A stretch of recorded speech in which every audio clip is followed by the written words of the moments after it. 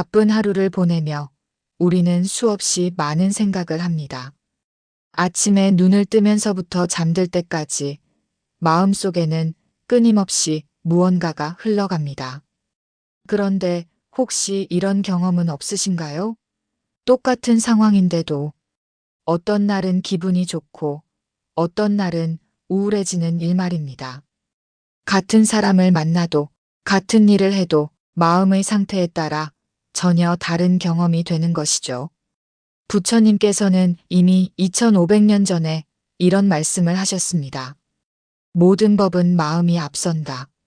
마음이 우두머리이고 마음에 의해 만들어진다. 이것은 담마파다, 즉 법구경의 첫 번째 개송입니다. 부처님의 모든 가르침이 담긴 이 경전의 맨 첫머리에 나오는 말씀이죠. 왜 부처님은 이 말씀을 가장 먼저 하셨을까요? 우리는 대부분 외부 세계가 우리의 마음을 좌우한다고 생각합니다. 날씨가 좋으면 기분이 좋아지고 누군가 나쁜 말을 하면 화가 나는 것이 당연하다고 여기죠. 하지만 정말 그럴까요? 어떤 사람은 비가 와도 식물들이 좋아할 텐데라며 미소를 짓습니다. 또 어떤 사람은 맑은 날에도 너무 더워질 것 같다며 걱정을 합니다. 같은 비, 같은 햇살인데 반응이 완전히 다른 것입니다. 부처님은 이렇게 말씀하셨습니다. 더러운 마음으로 말하거나 행동하면 괴로움이 그를 따른다. 마치 수레바퀴가 소의 발자취를 따르는 것처럼. 여기서 말하는 더러운 마음이란 무엇일까요? 그것은 탐욕, 분노, 어리석음으로 물든 마음입니다. 남을 시샘하는 마음, 가지지 못한 것에 집착하는 마음, 현실을 있는 그대로 보지 못하고 자신의 편견으로만 바라보는 마음 말입니다. 이런 마음으로 살아가면 어떻게 될까요? 작은 일에도 크게 화를 내고 조그마한 손실에도 절망하며 다른 사람의 성공을 보면 질투에 휩싸입니다. 마음이 흔들릴 때마다 행복도 함께 흔들리죠. 그렇다면 마음이 정말로 모든 것을 만들어낸다는 말일까요? 부처님의 가르침을 더 깊이 살펴보겠습니다. 우리가 경험하는 모든 것은 우리 마음을 통해서만 인식됩니다. 아름다운 꽃을 보더라도 그 아름다움을 느끼는 것은 마음이죠. 맛있는 음식을 먹어도 그 맛을 인식하는 것은 마음입니다. 더 중요한 것은 같은 대상이라도 마음의 상태에 따라 전혀 다르게 경험된다는 점입니다. 사랑하는 사람이 준 선물은 값이 싸도 소중하게 느껴지지만 미워하는 사람이 준 비싼 선물은 부담스럽기만 합니다. 부처님께서는 이를 수레바퀴와 소의 비유로 설명하셨습니다. 소가 어디로 가든 수레바퀴는 그 뒤를 따릅니다. 마찬가지로 마음이 어디로 향하든 우리의 경험과 현실이 그 뒤를 따르게 된다는 뜻입니다. 화난 마음으로 하루를 시작하면 모든 것이 화나는 일로 보입니다. 지하철이 늦어도, 커피가 미지근해도, 동료의 인사가 시큰둥해도 모든 것이 나를 괴롭히는 것처럼 느껴집니다. 하지만 같은 상황이라도 평온한 마음으로 받아들이면 전혀 다른 하루가 됩니다. 담마파다 2절에서 부처님은 이렇게 말씀하셨습니다. 깨끗한 마음으로 말하거나 행동하면 행복이 그를 따른다. 마치 그림자가 몸을 따르는 것처럼. 여기서 주목할 점은 깨끗한 마음입니다. 이는 욕심과 분노, 어리석음에 물들지 않은 마음, 현실을 있는 그대로 받아들이는 맑은 마음을 뜻합니다. 이런 마음으로 살아가는 사람을 한번 떠올려 보세요. 어떤 어려움이 와도 당황하지 않고 차분히 대응합니다. 다른 사람의 성공을 진심으로 축하하고 자신의 실수도 담담하게 인정하죠. 그들 곁에 있으면 왠지 마음이 편안해집니다.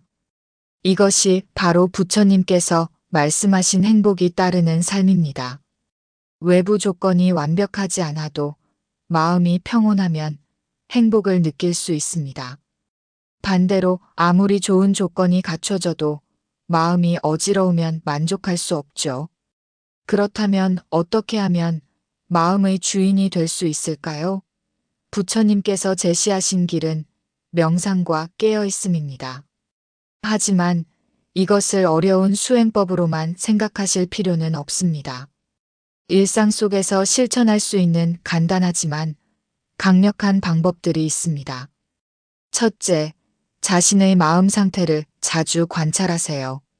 지금 내 마음은 어떤 상태인가? 화가 났다면 왜 화가 났는가? 이 감정이 정말 상황에 맞는 반응인가? 이렇게 자신을 돌아보는 습관을 기르세요.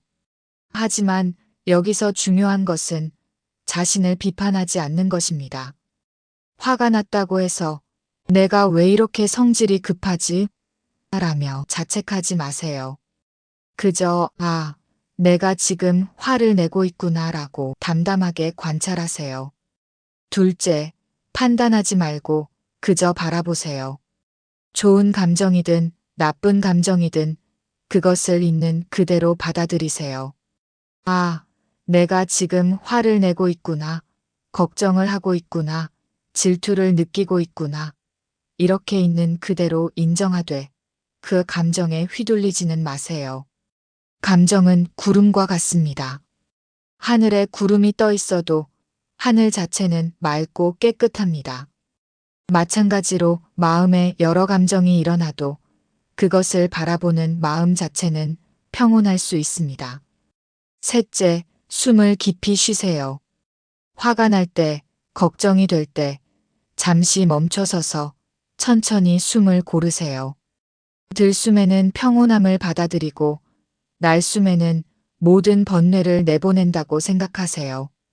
숨과 함께 마음도 차분해집니다. 부처님께서는 호흡에 대한 마음 챙김이 모든 수행의 기초라고 하셨습니다. 숨을 쉬지 않고는 살 수 없듯이 마음 챙김 없이는 평온한 삶을 살 수 없다는 뜻입니다. 넷째, 좋은 마음을 의도적으로 기르세요. 감사하는 마음, 자비로운 마음, 이해하는 마음을 자꾸 연습하세요. 마음도 근육처럼 자주 쓰는 것이 발달합니다. 아침에 일어나면서 오늘 하루 건강하게 시작할 수 있어서 감사합니다 라고 말해보세요. 밥을 먹으면서 이 음식을 만들어준 모든 분들께 감사합니다 라고 생각해 보세요. 처음엔 어색할 수도 있지만 계속 하다 보면 정말로 감사한 마음이 생겨납니다. 다섯째, 작은 실천부터 시작하세요. 거창한 변화를 원하지 마세요. 하루에 단 5분이라도 조용히 앉아서 자신의 호흡을 관찰해 보세요. 누군가와 대화할 때 끝까지 들어보려고 노력해 보세요. 화가 날 때 한 번 더 생각하고 말해 보세요. 이런 작은 변화들이 쌓이면 어느 순간 자신도 모르게 마음이 달라져 있음을 느낄 것입니다. 예전 같으면 화를 냈을 상황에서도 웃을 수 있고 걱정만 하던 일들도 차분히 해결책을 찾을 수 있게 됩니다. 부처님의 첫 번째 가르침은 참으로 단순하면서도 깊이가 있습니다. 마음이 모든 것의 근원이라는 이 진리를 깨달으면 우리는 더 이상 외부 상황의 노예가 아닙니다. 우리가 바로 자신의 삶의 주인이 됩니다. 물론 하루아침에 되는 일은 아닙니다. 오랜 습관처럼 굳어진 마음의 패턴을 바꾸는 것은 시간이 걸립니다. 하지만 한 걸음씩 하루하루 의식하며 실천한다면 분명 변화를 느낄 수 있을 것입니다. 기억하세요. 당신의 마음이 가는 곳에 당신의 현실도 따라갑니다. 마음을 맑게 하면 삶도 맑아지고 마음을 평온하게 하면 삶도 평온해집니다. 오늘도 깊은 호흡처럼 귀 기울여 주셔서 고맙습니다. 숨과 지혜였습니다.